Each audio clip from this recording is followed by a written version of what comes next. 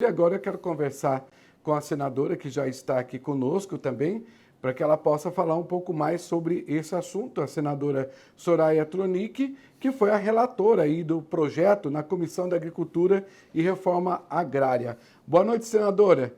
Pode ver aí a manifestação do ministro muito tímida, a gente sabe que essa situação relativa aí aos produtores precisa avançar muito ainda, né? Há muitas dúvidas com relação a isso, inclusive semana que vem volta a votação aí no próprio Senado. Mas, senadora, de que maneira a gente pode avançar nessa questão diante de tantas dúvidas que estão ocorrendo? Boa noite. Boa noite, Marcelo. Boa noite, Petro. Boa noite a todos vocês. É um prazer estar aqui de novo. Bom, na verdade, eu encontrei um diálogo muito aberto com o Poder Executivo. E nós precisamos considerar que esse projeto de lei está em tramitação no Congresso Federal há mais de 15 anos. Nós tivemos tempo suficiente para deliberarmos sobre isso. Quem tem que decidir é o Poder Legislativo. Por conta da nossa omissão, o Poder Judiciário está decidindo. Então, vamos colocar cada poder no seu lugar, tá? Nós fomos omissos. E quando esse projeto de lei chegou às minhas mãos, eu ainda na presidência da Comissão de Agricultura e Reforma Agrária, como eu tenho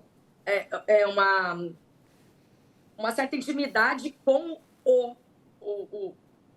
o assunto, eu logo avoquei esse assunto e deliberei o mais rápido possível. Abri as portas para conversar com todos aqueles players que estão envolvidos, inclusive o próprio ministro Carlos Fávaro, que foi muito solícito e foi aberto. E foi ele mesmo que me disse que o próprio governo federal já tinha a intenção de apoiar a indenização, não só das benfeitorias, mas inclusive da terra nua. E eu dei várias entrevistas sobre o tema, deliberei o mais rápido possível, porém, quando foi para a CCJ, eles não conseguiram segurar ou resolver na rapidez que eu consegui lá dentro da Comissão de Agricultura e Reforma Agrária. Então, nós não podemos reclamar quando nós somos omissos. O Poder Judiciário tem que se manifestar quando ele é provocado. Ele foi provocado. Houve o pedido de vista do ministro André Mendonça, até mesmo no sentido que nós percebemos, tá? Não foi nada expresso, foi tácito, mas nós percebemos a boa vontade em falar, olha, deliberem, porque uma vez existindo uma lei, nós somos obrigados a aplicar a lei e não fazer interpretações. Então, o que está acontecendo é que, mesmo com essa decisão do STF, ela deve valer até a sanção de uma legislação sobre o tema, ela deve valer para o caso concreto. E sim, após o Congresso Nacional tomar uma atitude e tomar uma decisão, que a lei vai valer. Depois, lógico, é um projeto de lei, vai para a sanção ou veto, parcial ou integral, independente disso. Se houver vetos, volta para o Congresso e nós vamos deliberar. A partir daí, a lei terá efeitos ex nunc, ou seja, efeitos para frente e não efeitos para trás, que seria o efeito ex tunc. Petri, da UD, direto de São Paulo. Eu queria fazer uma pergunta para a senadora. Senadora Tronic, a gente sabe que a Constituição, né, ela utiliza os pesos e contrapesos, né, para que todas as instituições, né, todos os setores trabalhem de forma harmônica, pelo menos isso na teoria, né? Mas a gente vê também uma judicialização, até porque o Supremo muitas vezes é provocado. E o contrapeso, nesse caso, é o Senado Federal. A senhora vê, em algum momento, o Senado Federal está incomodado com essa judicialização do Supremo Tribunal Federal ou a senhora não vê esse termômetro nesse momento? A judicialização ocorre, Petri, por parte do jurisdicionado, do povo.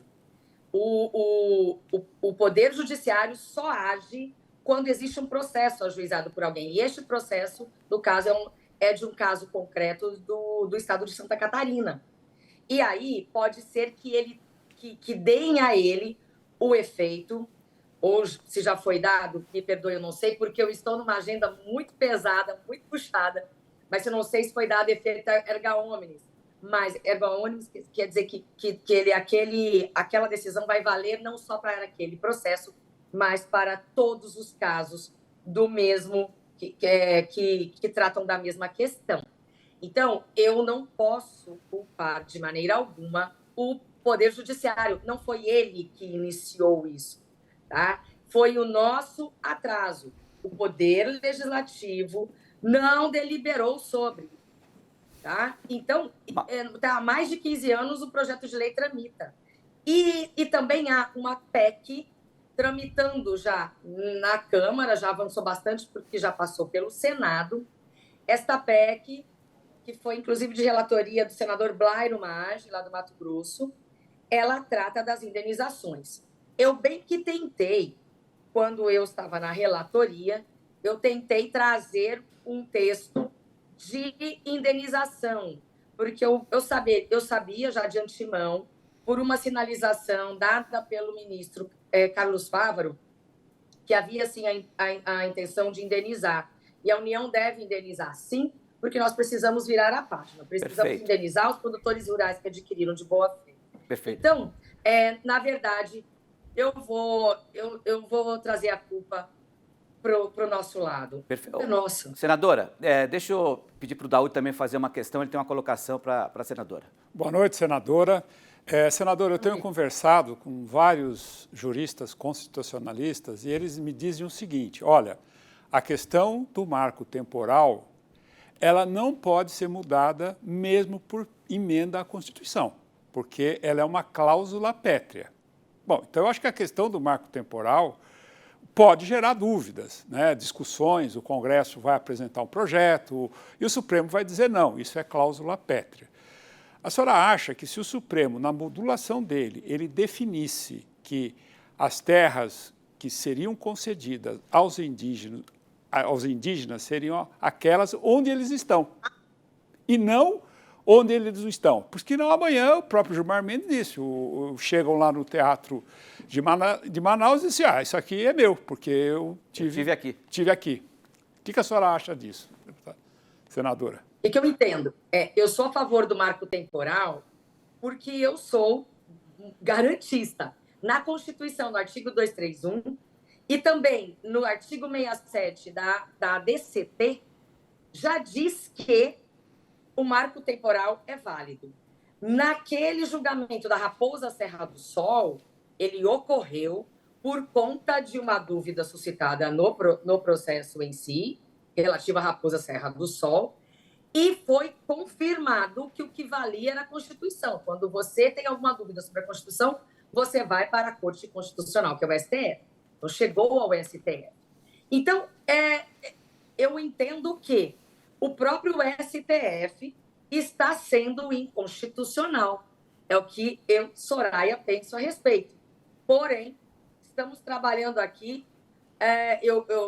não adianta eu ficar presa na minha concepção. Se eu tivesse uma outra concepção, eu teria feito um relatório diferente. Então, eu sou a favor do marco temporal porque eu sou a favor da Constituição e porque eu respeito a interpretação e a aplicação constitucional que o Supremo deu no caso Raposa Serra do Sol, lá atrás. Mas este assunto volta à baila como se nada tivesse acontecido. Perfeito. Foi o próprio Supremo que disse. Então, o que eu penso? A bancada, aqueles que estão insatisfeitos vão ajuizar uma ação contra a constitucionalidade do projeto de lei. Porque o projeto de lei que nós estamos deliberando no Senado realmente não é uma PEC. E para mudar a Constituição... Tem que ser uma PEC. Ter uma PEC. Perfeito. Tá? Então, eu pensei de todas as formas. A própria relatoria que eu dei por ok foi dentro de uma articulação legislativa dentro do possível naquele momento. Mas, tecnicamente, eu sou muito mais rígida e eu sou muito mais apegada à legislação. Então, Senadora. eu compreendo que pode ser, sim, objeto de nova discussão, alegando que o PL não é o meio correto para se mudar a Constituição, por óbvio. Deu para entender. Senadora, muito obrigado pela sua participação mais uma vez, sempre atendendo aqui no RN, eu sei da sua correria aí, mas te agradeço mais uma vez. Uma boa noite, viu, senadora?